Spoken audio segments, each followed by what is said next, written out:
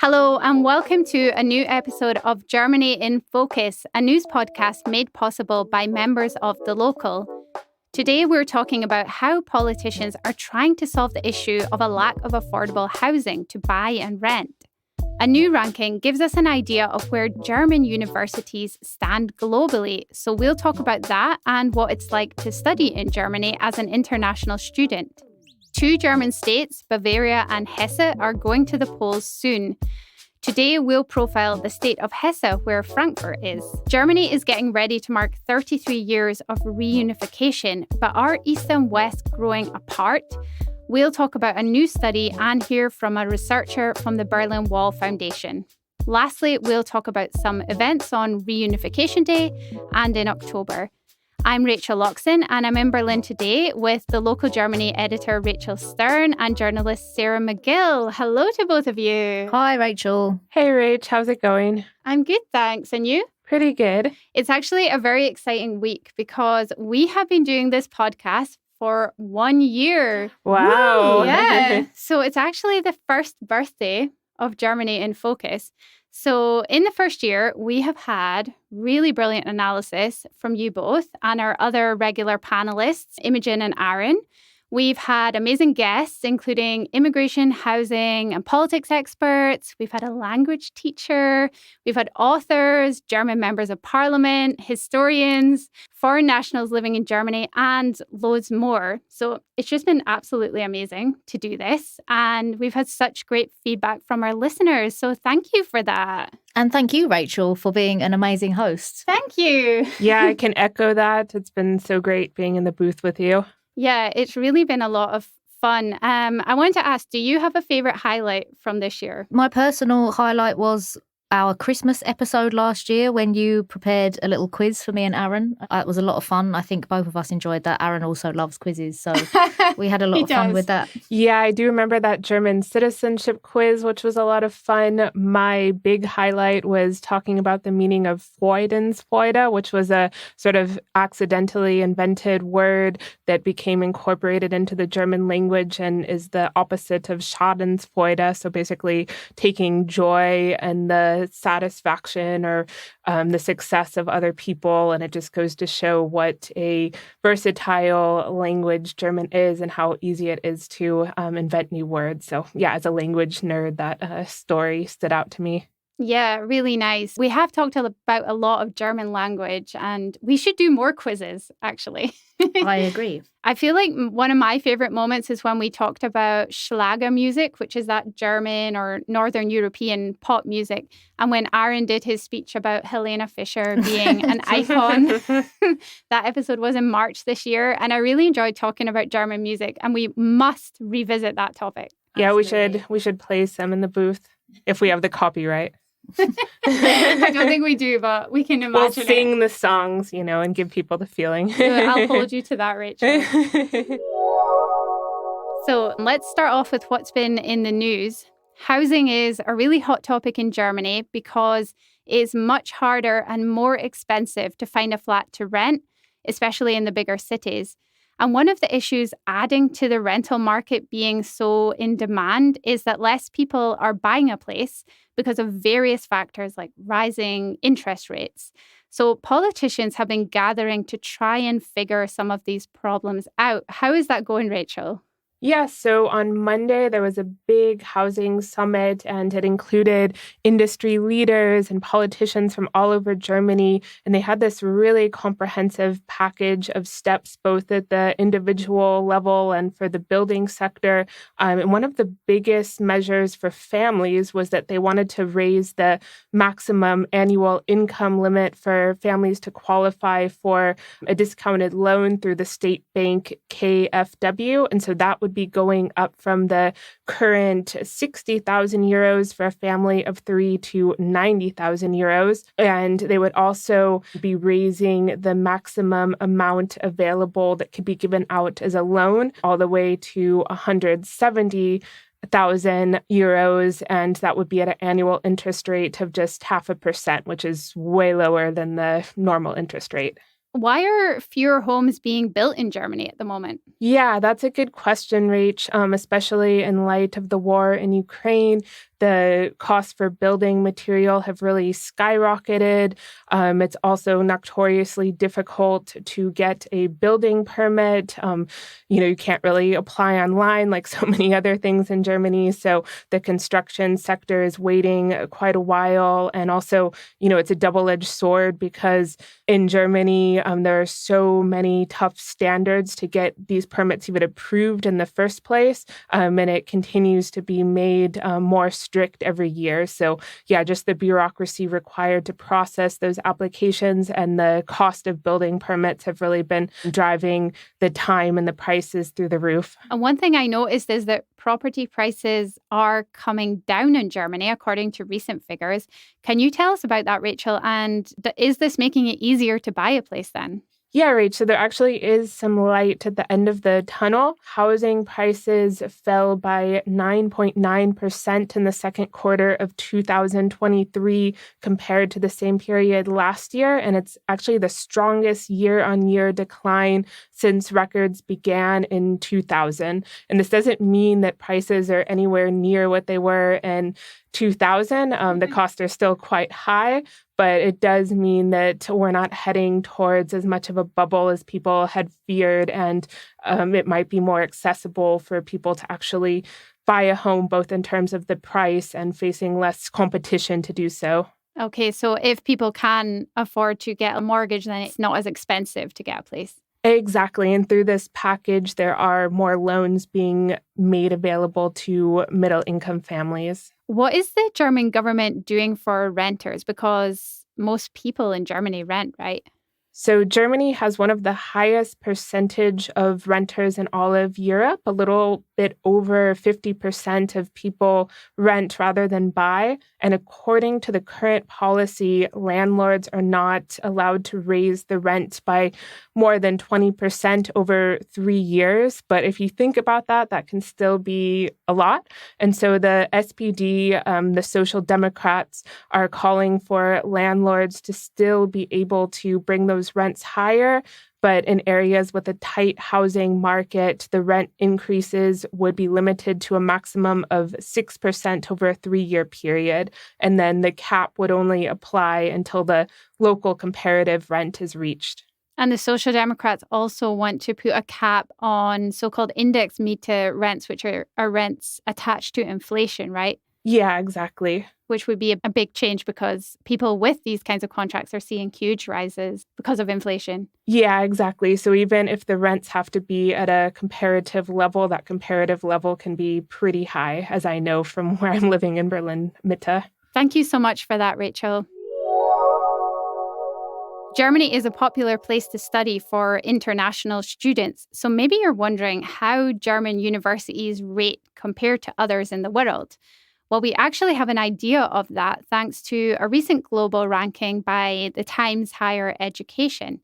Sarah, what is the top German university according to this ranking, and how does it compare with the rest of the world? Well, Rachel, the top university in Germany is the Technical University of Munich, which as a technical university specialises in subjects like computer science, chemical engineering and mathematics. A huge 36% of its student body are actually international students. Which, wow, that's a lot. It's really a lot. It's the highest percentage of international students in the top 10 universities ranked in the list. It's very competitive to get in there. Only 8% of applicants get accepted. So you really have to get top grades to stand a chance of getting in there. Mm-hmm. It's also 33rd place worldwide. And if you exclude the UK, it is also top of the list of European universities. So it's all round pretty good endorsement for this university. From the global rankings, the overall top spot went to Harvard University, followed by MIT, Stanford, and then Oxford and Cambridge. Great. So we got to get down to Munich to study.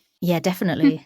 And how about some of the other German unis? Which ones are high on the list? So Munich is also home to the second highest ranked German uni, which is the Ludwig Maximilian University, which, unlike the technical university, offers a full range of subjects from music to meteorology. as well as a wide range of BA and MA programs in English. It has, though, around half as many international students as the TU, with only 19%. In third place on the list is Heidelberg in Baden-Württemberg, which is a beautiful medieval university comparable in aesthetics and reputation to Oxford or Cambridge. Mm-hmm. It's also one of Europe's oldest universities, and it has 21% of the student body are international students. As for the rest of the top 10, there are 3 Berlin universities on the list: the Humboldt, the Charité Medical University, and the Freie Universität. There are 2 more unis in Baden-Württemberg, Tübingen and Freiburg. And there are 2 in Nordrhein-Westfalen, the Rhineland-Westphalian Technical University in Aachen and the University of Bonn.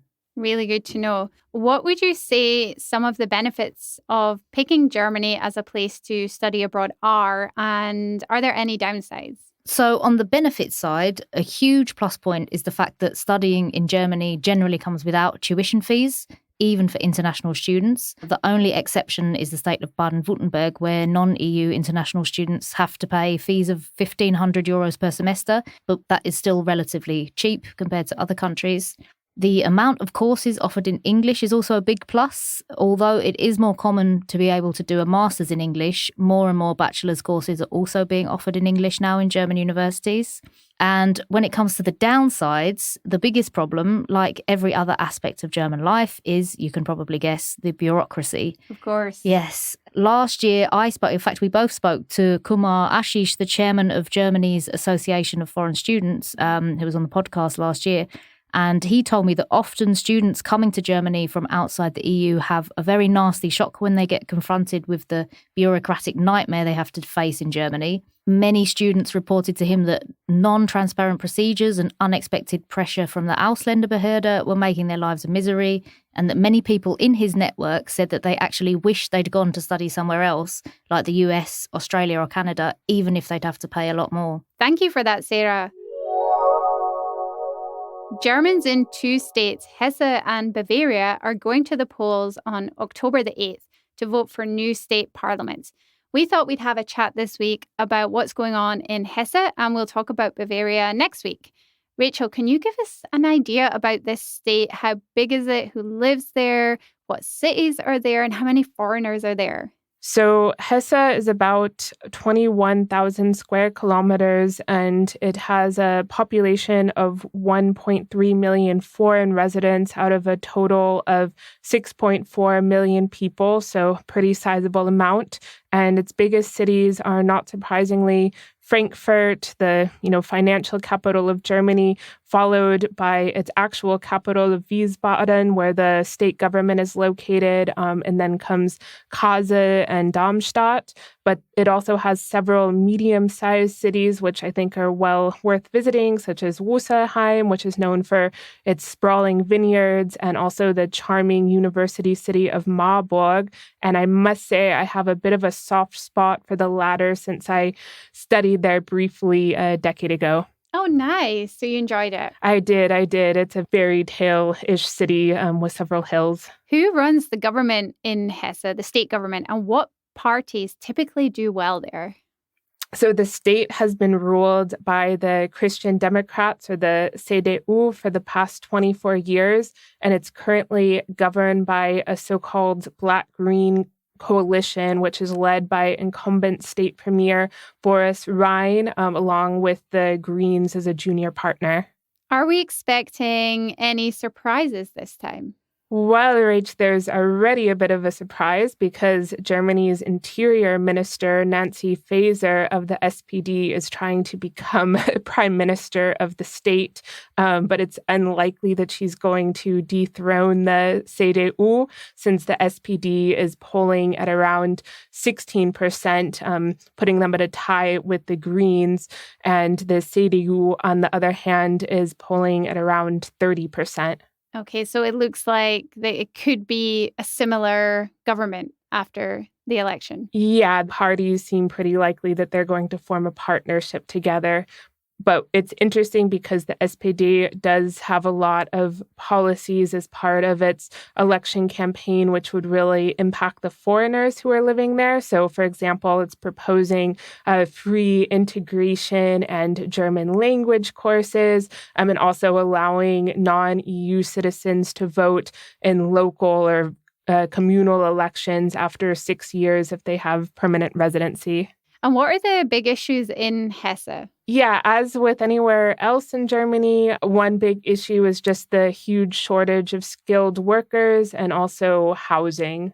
Great. Thank you so much for that, Rachel. On October the 3rd, it will be 33 years since communist East Germany officially rejoined the Federal Republic of Germany, which was West Germany. The division started after the end of World War II, right up until the fall of the Berlin Wall on November 9th, 1989. But what does this separation and reunification mean for people's lives today? We'll hear from a researcher soon.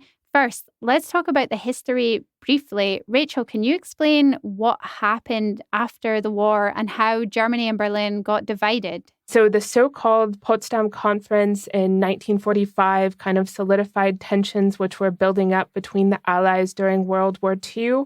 And following the conference, Germany was divided into East and West, and Berlin was also divided up into 4 occupied zones. So there was the American, British, and French sectors, which would form West Berlin, and the Soviet sector became East Berlin.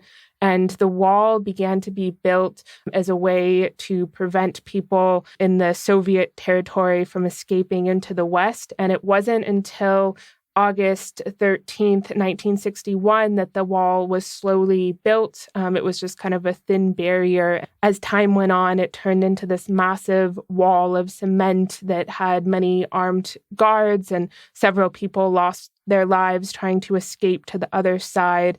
And it ended up falling on November 9th, 1989. Sarah, you've been looking at a study on what people in Germany think about the way their country has evolved since the fall of the wall and then reunification around a year later. Can you tell us about some of the findings? Yes, so this was a survey conducted by the independent opinion research institute Forza, which looked into how united Germans feel the country is 33 years after unification. And the results are quite alarming. 60% believe that the country is more divided than united, and only 37% think that people in the former East have significantly integrated into one united nation. The perception of unity is notably worse in East Germany and the former Eastern states, where 75% feel that division still prevails in the country. Only 21% in the former East see Germany as being a unified nation. These findings mark a stark contrast to 2019, when the same study was done, when the majority of people, 51%, perceived unity, and only a minority, 45%, felt that the country was more divided than united. Why do you think there's been such a change in the last 4 years? Well, so division in itself is not entirely new. There was still division in 2019, but I think with the pandemic and the impact of the war in Ukraine has accelerated polarization, not just in Germany, but it has accelerated the division between East and West. Also, some of the recent green policies, for example, the proposed changes to home heating systems, have received quite a backlash from Eastern Germany. But there are a lot of factors. It's very complex, but I would say these, crises have definitely pushed things forward. Yeah. Are there any other noticeable differences about East and West today? Well, I think some of the most stark contrasts are in the world of work and economics.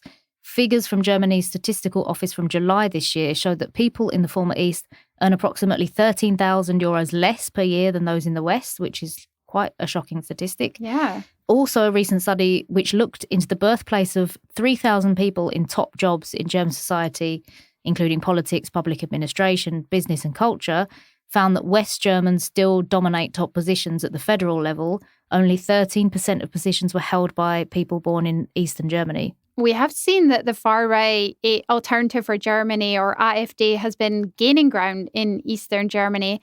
Why does this party seem to be doing better in the former Eastern states? Well, that's also a really interesting question. And if we look back already to 2021, the federal elections, the RFD got 10.3% of the national vote, but between 18 and 25% in all the 5 former East German states, with Saxony being the highest with 24.6%. So there really is quite a contrast. According to one right-wing extremism expert and sociologist, Matthias Quent, the political culture in the former East is generally more conservative and therefore more open to right-wing parties compared to West Germany. He has also said that there are socio-structural reasons in the East for the strong presence of the RFD, such as, for example, when the wall came down in the 1990s, a lot of people actually left the East and moved to the West, which left behind a fairly broken society. So it's been easier for parties like the AfD to establish local roots and to build new structures.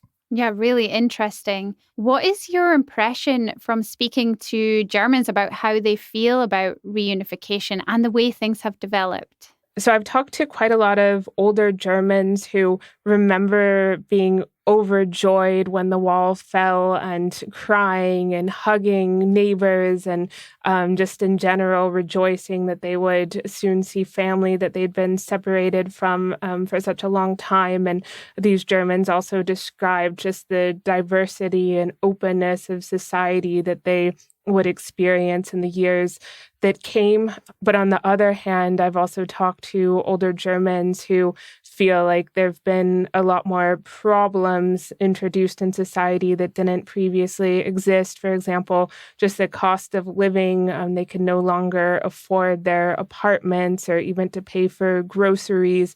They didn't have the same job security that they did in the former GDR, or lost the jobs that they had there that they were guaranteed.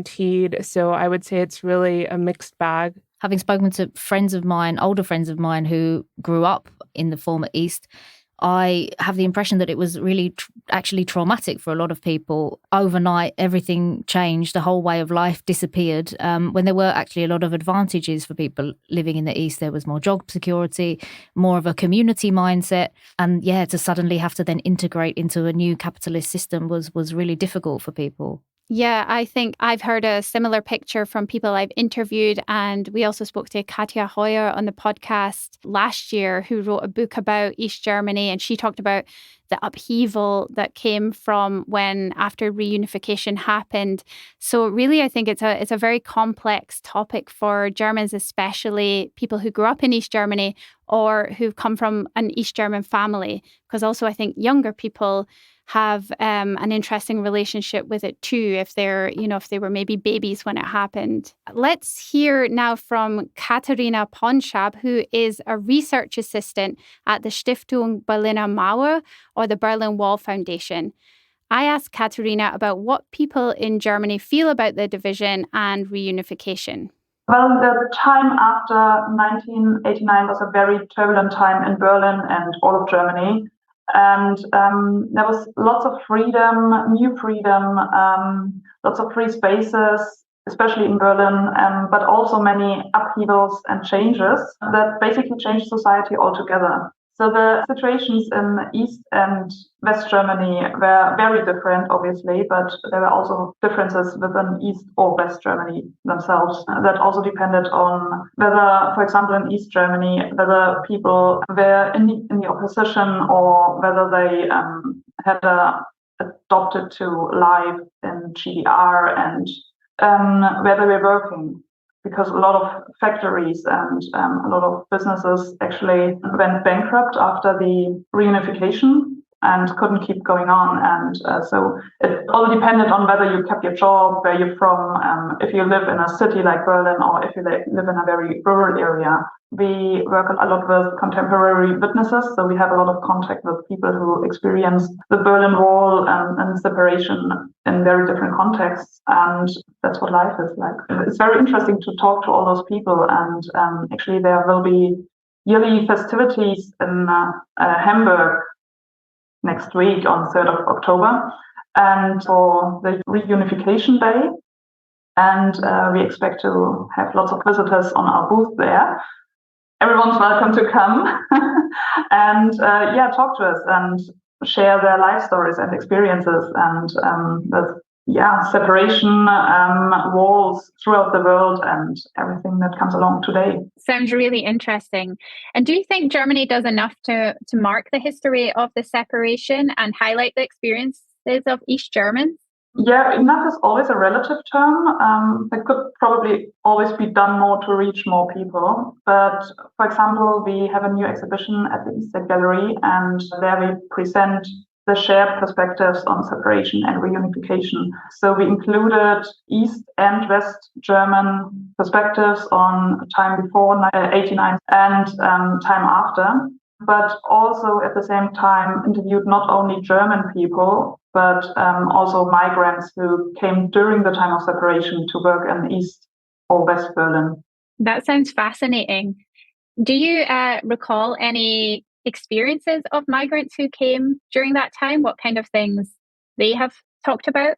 Even those perspectives differ a lot from various experiences, so it's very difficult to say this is the migrant perspective, but a lot of them talked about how they experienced a lot of racism after the fall of the Berlin Wall. Like they were included into the festivities and everyone was happy together, but they also talk about how quickly racism crystallized out of it, basically. Mm-hmm. So the Berlin Wall Memorial receives visitors from Germany, Europe, and people from all over the world. Is there anything that you would say surprises visitors? Yeah, I would say that a lot of visitors are probably surprised by the radical geographical reference, meaning that everything that is talked about in the exhibition outside at the memorial or in our tours through the exhibition usually happened within a very close radius of a very few meters, really. And there are lots of visible traces and relics in the exhibition as well, and they can be seen while being told about the border fortifications, for example, or the people who lived here before the border and whose houses were torn down. And there are no reconstructions on site itself. The wall you can see there today is still the original wall as it stood there until 1989. And everything that is reconstructed is marked as such. So it's very visible what's original, what's not, and what's authentic.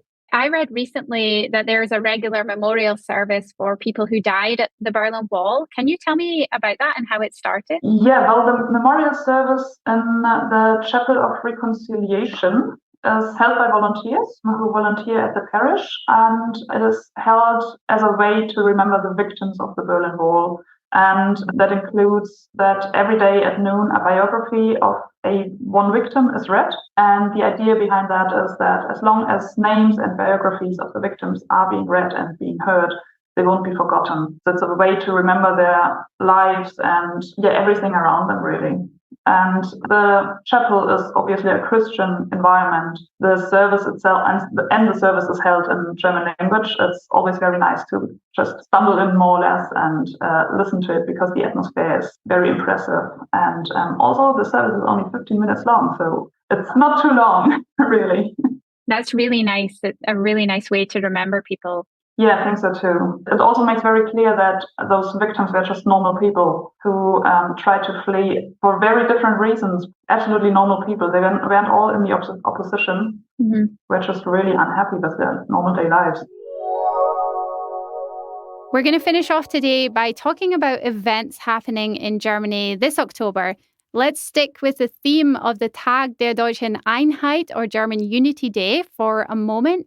Guys, German reunification, as we've been talking about, there are a lot of different feelings about how it all happened. But overall, the two countries coming together was a joyful moment for most people. How is this celebrated in Germany? So not surprisingly, every year in Berlin, there's a huge celebration. There's a 3-day festival right around the Brandenburg Gate, which is especially symbolic because it stood right where the wall used to, dividing East and West. And there's a huge festival with music, with food, with fireworks. And it's just a place where people come together. And then on top of that, every year there's a city around Germany which is chosen to host official celebrations. And so this year on October 2nd and 3rd, that city will be Hamburg. And so in addition to a big festival in the center of the city, there are going to be church services and also a big concert at the famous Elbphilharmonie. Really? It sounds really nice.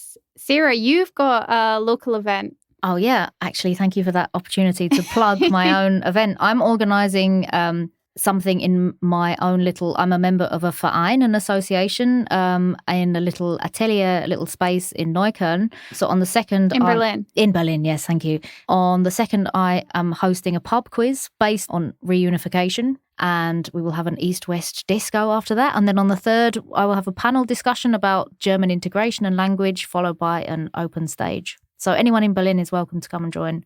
That sounds great. We'll make sure to put a link to it as well as the other events.